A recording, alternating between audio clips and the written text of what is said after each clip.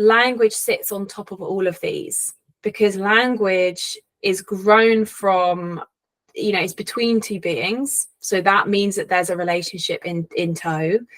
And how your body feels, how your nervous system feels, that really affects how that language is going to come through, and how you perceive, read, and share language. And our horses, their language is through their body. It should be ours as well, but we've got our lovely little part of us. So much is communicated through our body, but we've kind of lost touch with it, whereas our horses very much haven't. That is their road to connection, to communication. Language is a system of verbal and non-verbal codes to transfer information to another being. So that sounds really boring, but that's what it is. That's the definition of language: a system of verbal and non-verbal codes to transfer information to another being. So how we speak, what our body's saying, and a system and codes. Notice how kind of official that sounds, just as an observation. So it's transferring and communicating information to another being. Why is this important as mammals? Language facilitates so much. We've got survival, safety as number one. If you couldn't speak to others, you couldn't be like, "Oi, mate, like, you know, something's over there, might eat us." It's about transferring stories and knowledge, especially in, you know, us humans. It is about deepening social relationships, about friendship, intimacy, playing. Like Joe said earlier, delivering comfort and reassurance. It's also, in us humans, about building, creating. And in all mammals, it's about finding resources, important messages, boundaries, rules, keeping yourself safe. It's there to teach, it's there to guide, it's there to support, and it's there for consent, to communicate preference and choice. There is so much more that language can do. And there's also so much more that language can hinder. So in an ideal world, language and communication provides the foundation for social relationships and bonds. There is a reason why our ventral vagus, our safety, is connected to our voice and our facial muscles, and why it unlocks us for connection and communication with others. There is a reason, because it is the foundation of social relationships and bonds. So how do we learn language? As a child, a lot of it can be, you know, instinct for sure, biological, but it's mostly about experience, observation, practicing, repeating it, learning from consequence, imitation, and what we're surrounded by. That's why, depending on where we're born, we speak different languages. Depending on what herd, you know, the horse is in, they'll know subtleties about what is being communicated. And it's a question of, was language a safe space for you or your horse? You know, we might have grown up in a tribe where language wasn't a safe space. They might have grown up in a human herd mostly. If it's a healthy herd, language probably would have been a lot safer space. But have our horses grown up in a place with us where language is a safe space? Whereas communication is based on reciprocity and mutual exchange.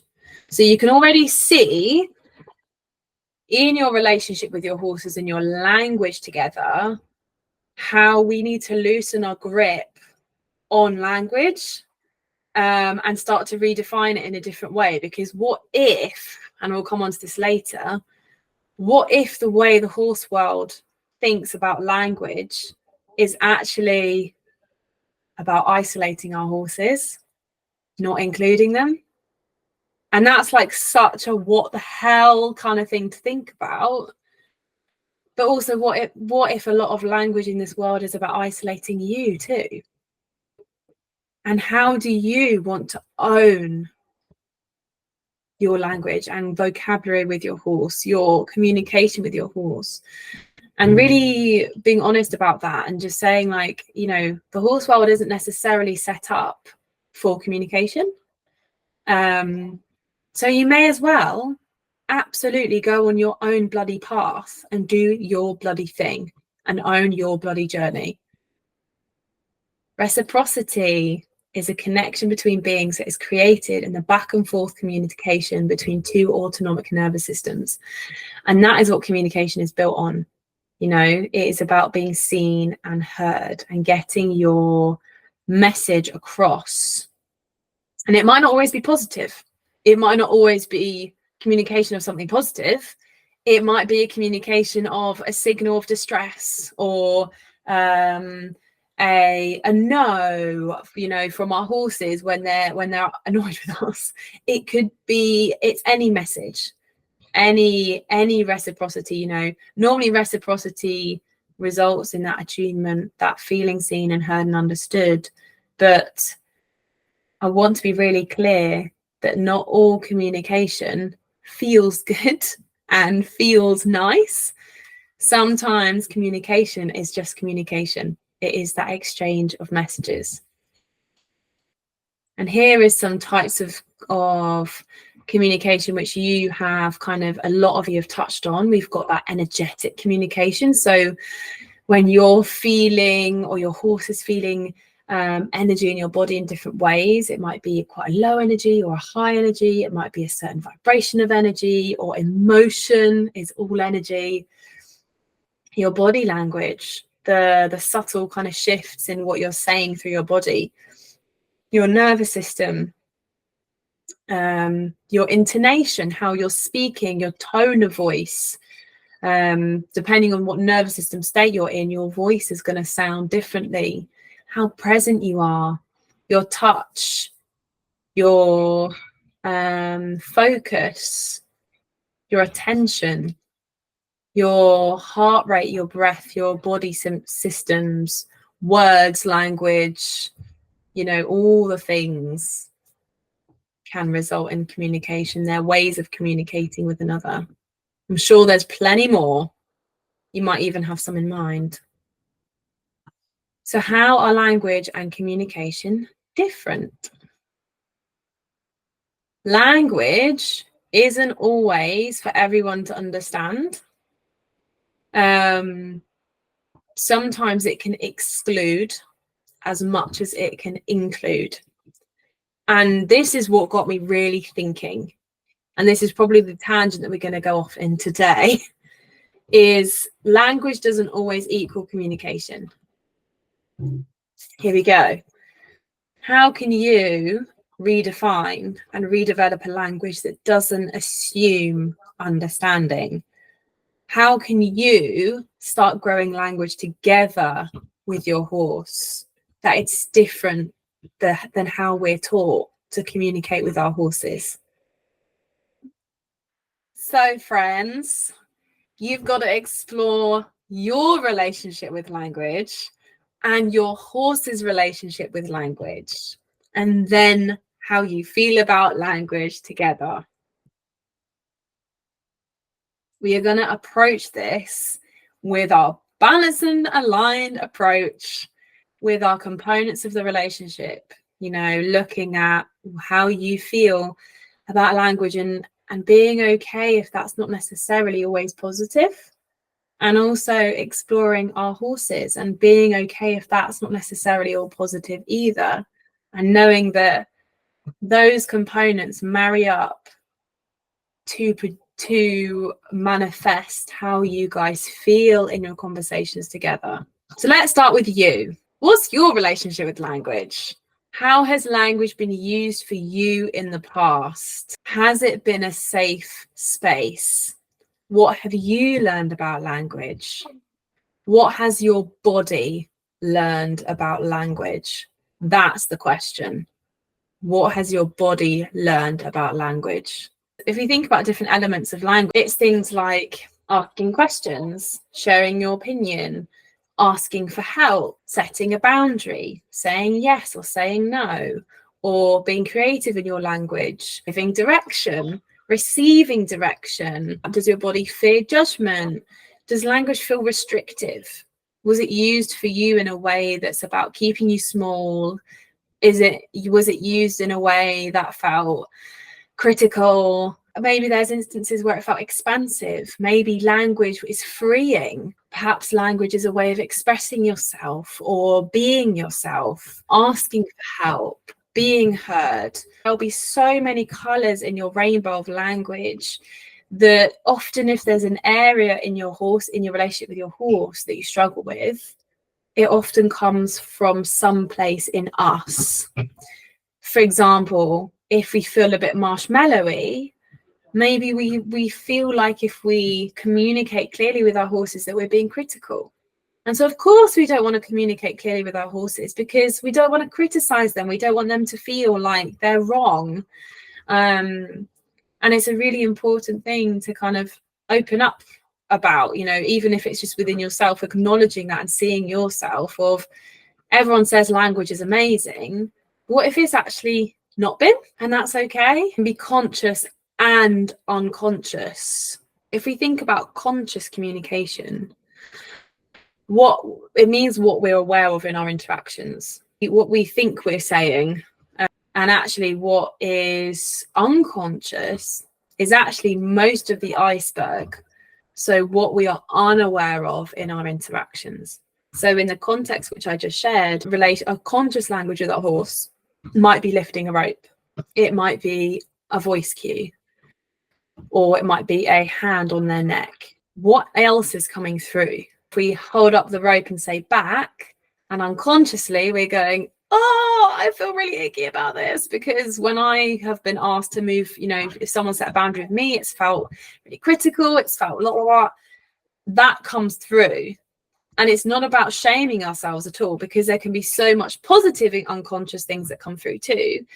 It's about growing the iceberg and lifting the tip from the sea and being aware of showing compassion to as much under the water as we can. And a text is a bad example because you can't really, that's how we think language is.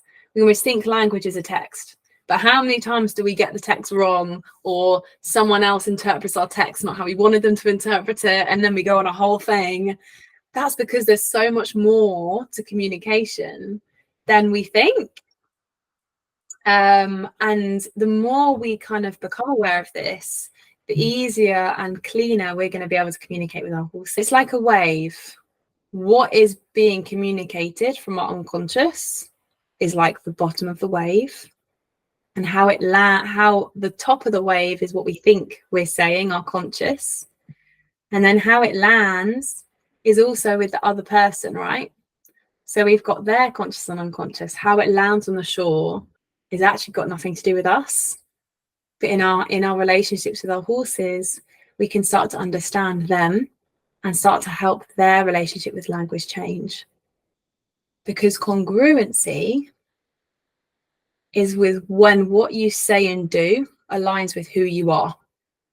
For example, I feel calm and your body feels calm. So your words, body, actions aligns with your intentions, thoughts, feelings, nervous systems, and beliefs. If you're not congruent, what you say and do misaligns with who you say you are. So for example, you say, I'm calm, and your body feels really super stressed, your heart rate's really fast, and you're about to throw up. And we'd say this to our horses. We go, okay, there's nothing over there that's scary. And they're like, but why is your heart going mad, Mom? I don't understand. And this is a really human thing. Incongruence is such a human drawback, and because our brains haven't fully integrated with itself. And this is what creates unsafety in our language and communication. So our job as humans is to align what we're saying, what we're doing, and who we are, so that it lands clean and clear. And that's what will start helping our horses to feel different about their language with us, is all of a sudden we are able to be clear. We're able to be conscious of what we're communicating and how we want language to be, rather than expecting language to land with them how we've always been taught. So that's what creates safety. It's being consistent, clear, caring, fair, communicative, present, and regulated. Getting back in touch with language communication, what feels comfortable, what doesn't feel comfortable, and seeing yourself, you know, being able to see and hear yourself and nurturing the parts of you and language that feels unsafe so that you can deliver it in a safe way to your horse. Not language. We tell them that it should mean following orders, being quick off the mark, that it's not about a conversation, it's about what we say goes. Language is about us correcting them. Often it's not about guiding, it's not about helping, it's not about feeling into them and listening to them. That's what often our horses' experience with language has been before they come to us. And where would we like our language to go and communication to go? To feel helpful, reliable, guiding, communicative, safe, consistent, and fun. We want these things. We want language to feel like that for our horses. Our horses are more of a translator of us than we are to them. So how can we partner with them in their understanding of us, rather than expecting them to know what we mean and be okay with it? How are we going to be different for them? And what could your relationship with language be together? Redefining language as a conversation, because actually our horses might not understand that language is a two-way street. It might be bred into them. It might be in their experience and their knowledge that our belief of language with horses is just the language. It's telling them what to do, where to be, how to feel, rather than a communication, rather than an exchange of messages, an exchange of the back and forth communication between two beings, as well as autonomic nervous systems. But we've got to be okay with meeting each other in the moment. And that means not just asking closed questions. There's definitely a place for closed questions when we need them. Maybe when our horses need more guidance, when we're in a safety situation, that a closed question means a yes or no question. Of kind of like, we need to do this, please can we do this? Your horse doesn't have to agree with you. And it's about having a discussion. It's really interesting how when we drop our agenda to be the one who it's like a one-way conversation, having a discussion can be so much more uncomfortable, and we have to be so much more present. Because if you think about chatting to your friend, probably people in your life where you say, how are you? And they just talk for an hour and then go, cool, I've got to go now, bye. How can we not be that for our horses? You know, it's so much more effort and energy to say, how are you? And then say, okay, no, well, oh, I noticed you said this. How are you feeling about this? And you're listening and you're engaging and you're there and you're like, oh, I noticed you didn't understand that.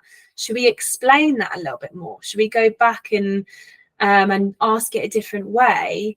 Rather than, if they don't understand us, we get emotional and we feel like we failed.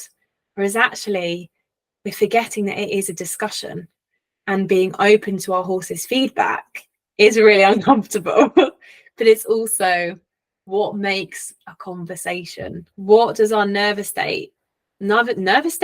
system state mean to our communication and language? What comes through depending on where we're at? If our horses or us are in that shutdown state, language and communication might look completely differently. They might not be able to hear us. They might not be able to connect with their body in a calm way. And using that as informing your language and what they need from you is really important when you want to rediscover and redefine your relationship together. Because Ideally, your language, that baseline of language, needs to feel safe and socially engaged and soft, rather than looking at later down the line, for example, and stretching too much before we found that green together in really, really simple ways. And we might have to be a little bit louder if our horses aren't able to hear us. We might have to support them in a different way. But that comes from a conversation of how can I help you and guide you, rather than what can I get from you? Reciprocity might not be safe for your horses right now. There might be elements or places where it doesn't feel safe to chat back, to give you information, to give you messages. And how can we be sensitive about that? What kind of language would you like with your horse? It's up to you to decide, because we can have a horse-centered language and a human-centered language, and it's about marrying them together and knowing that different conversations may use a more horse-centered or human-centered approach or elements, and that's okay. It's about making our peace with that and being able to weave it in ways that feel supportive rather than reductive of our horse's opinions and point of view.